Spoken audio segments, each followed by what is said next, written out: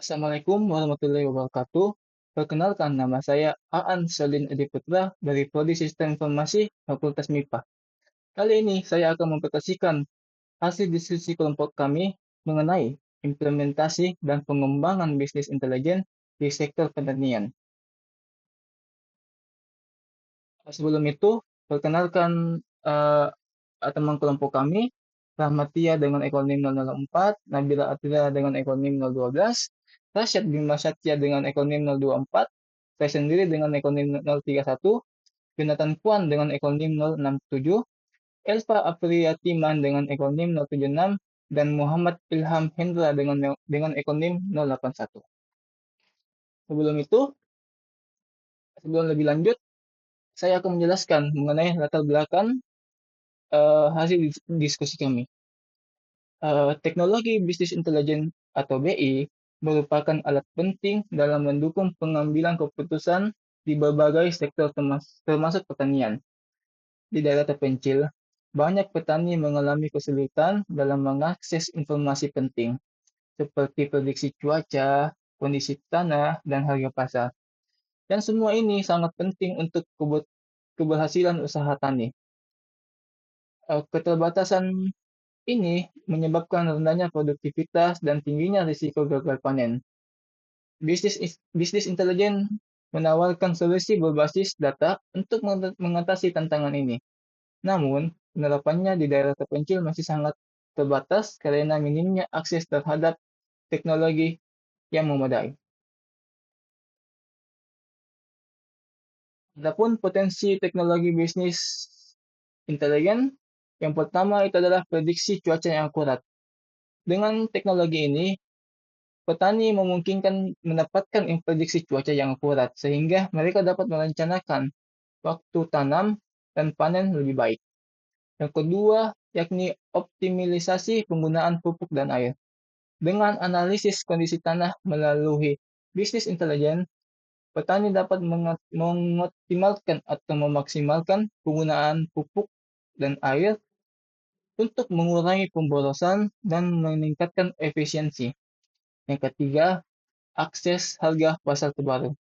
Petani dapat mengakses informasi harga pasar secara real-time, memungkinkan mereka untuk menjual hasil panen di waktu yang tepat dengan harga yang terbaik. Yang keempat, manajemen risiko yang lebih baik. Teknologi ini membantu petani mengantisipasi dan mengecilkan risiko terkait cuaca, hama, dan penyakit, sehingga dapat mengurangi potensi kerugian.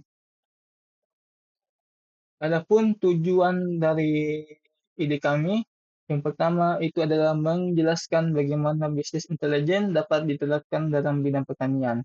Yang kedua, menganalisis tantangan yang dihadapi petani dalam menggunakan bisnis intelijen, khususnya di daerah terpencil.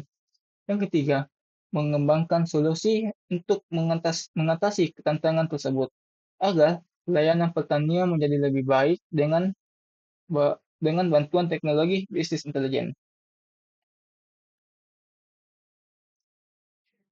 Berikut adalah objek, ruang, dan ruang lingkup.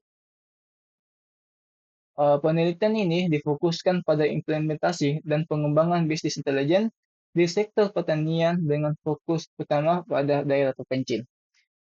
Penelitian ini mencangkup upaya untuk memahami kebutuhan petani, mengembangkan solusi berbasis bisnis intelijen, serta mengidentifikasi tantangan dalam penerapannya. Pengembangan solusi bisnis intelijen.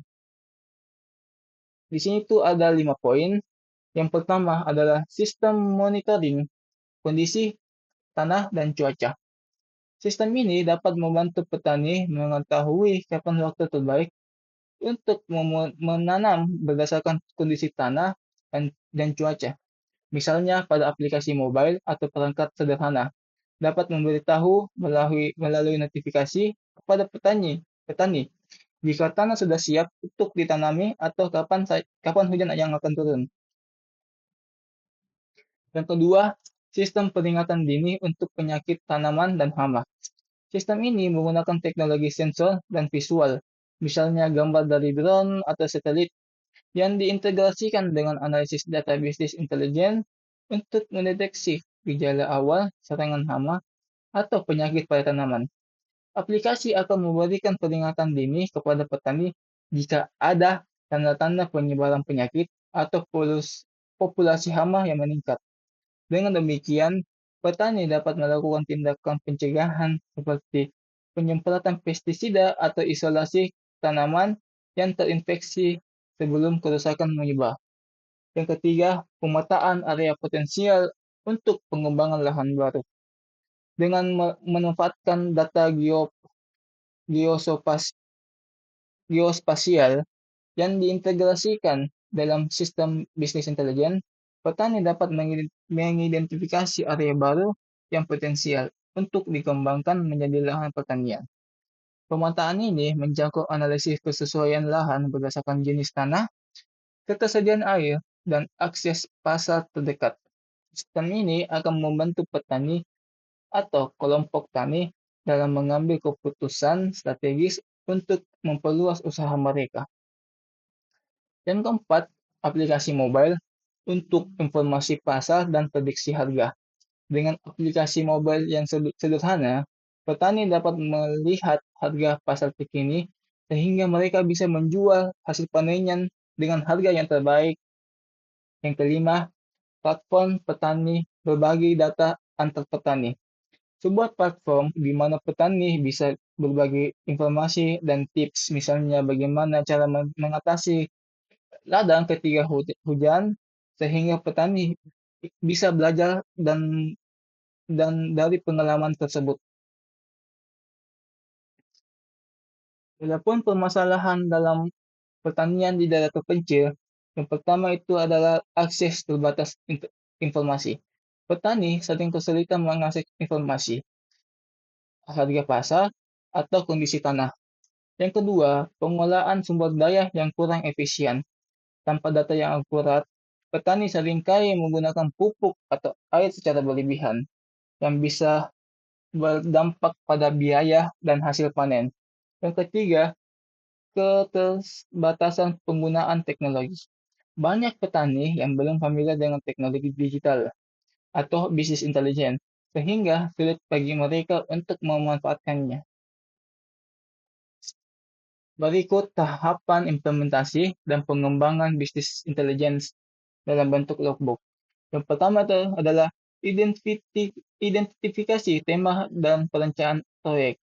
Nah, pada tahap ini kami tuh melakukan brainstorming untuk memilih tema, menetapkan tujuan, dan merencanakan topik penelitian. Dan output yang kami harap itu adalah daftar tema potensial dan tujuan penelitian yang jelas. Yang kedua, studi literatur dan kajian teoris. Dengan melakukan studi literatur untuk mengumpulkan informasi terkait penerapan BI di sektor pertanian. Output yang kami harapkan itu adalah laporan literatur dan referensi utama yang digunakan. Yang ketiga, penyusunan framework penelitian. Merancang framework implementasi BI berdasarkan hasil kajian literatur. Yang keempat, pengembangan proposal penelitian. Membuat proposal penelitian yang mencakup latar belakang, tujuan, metode penelitian, dan desain sistem BI. Yang kelima, pengumpulan data awal di lapangan. Melakukan survei dan wawancara dengan petani untuk mengidentifikasi kebutuhan dan kendala yang dihadapinya. Yang keenam, analisis data awal. Mengolah hasil survei, melakukan analisis kebutuhan, dan merumuskan hipotesis awal. Yang ketujuh, desain solusi bisnis intelijen. Merancang desain aplikasi BI yang berfokus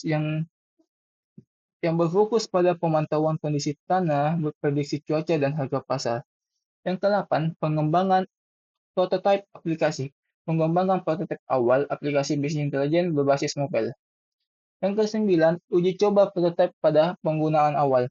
Melakukan uji coba prototipe pada kelompok petani dan mendokumentasikan umpan baliknya.